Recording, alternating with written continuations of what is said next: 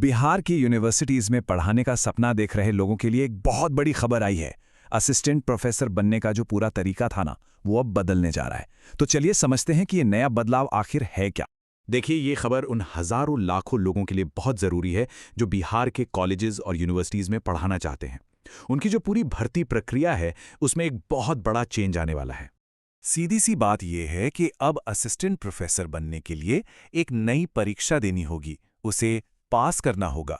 और सरकार का तर्क यह है कि इससे एजुकेशन की क्वालिटी बेहतर होगी और जो हायरिंग प्रोसेस है वो और भी ट्रांसपेरेंट हो जाएगा। तो सवाल ये है कि आखिर ये नई परीक्षा है क्या? इसका नाम है SLT। चलिए थोड़ा और गहराई से समझते हैं कि ये SLT क्या बला है और इसे क्यों लाया जा रहा है। तो SLET का फुल फॉर्म है स्टेट लेवल एलिजिबिलिटी टेस्ट। जैसा कि नाम से ही पता चल रहा है, ये एक स्टेट लेवल का टेस्ट होगा। इसे पास करने के बाद ही कोई भी कैंडिडेट असिस्टेंट प्रोफेसर की पोस्ट के लिए अप्लाई कर पाएगा। अब देखिए, सरकार के मुताबिक इस टेस्ट को लाने के पीछे 3 बड़े मकसद हैं। पहला, हायर एजुकेशन में क्वालिटी को इम्प्रूव करना। दूसरा, अपॉइंटमेंट्स में पूरी तरह से ट्रांसपेरेंसी लाना। और तीसरा, भर्ती की जो पूरी प्रक्रिया है उसे रेगुलर करना, मतलब सब कुछ एक सिस्टम से चले। ये कोशिश है। अच्छा, अब कई लोगों के मन में ये सवाल आएगा कि भाई, एक नेट की परीक्षा तो पहले से ही है, तो फिर ये सेलेक्ट उससे अलग कैसे है? चलिए इन दोनों का एक छोटा सा कंपैरिजन देख लेते हैं। देखिए, सबसे बड़ा फर्क तो इनके दायरे का है। नेट, जैसा हम सब जानते हैं, एक नेशनल लेवल का टेस्ट है पूरे देश के लिए। वहीं SLET जो है वो सिर्फ और सिर्फ बिहार राज्य के लिए होगा। हाँ, एक बात जरूर है कि SLET का जो पैटर्न होगा वो काफी हद तक UGC नेट पर ही बेस्ड होगा।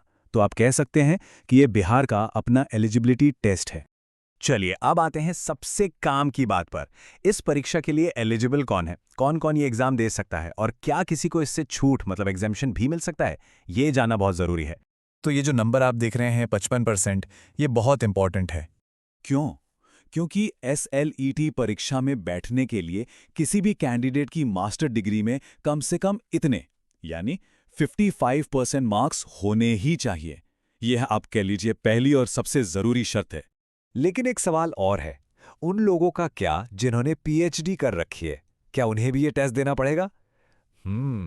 इसके लिए नियमों में कुछ खास शर्तें बताई गई हैं।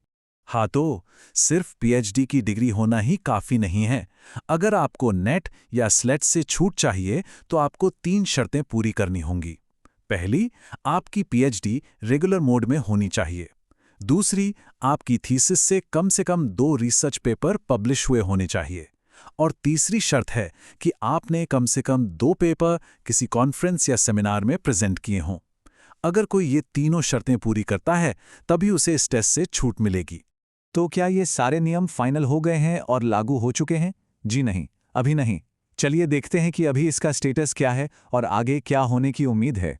असल में असिस्टेंट प्रोफेसर की नियुक्ति के लिए जो ये ड्राफ्ट रेगुलेशन बनाया गया है, उस पर फिर से विचार करने की मांग उठ रही है।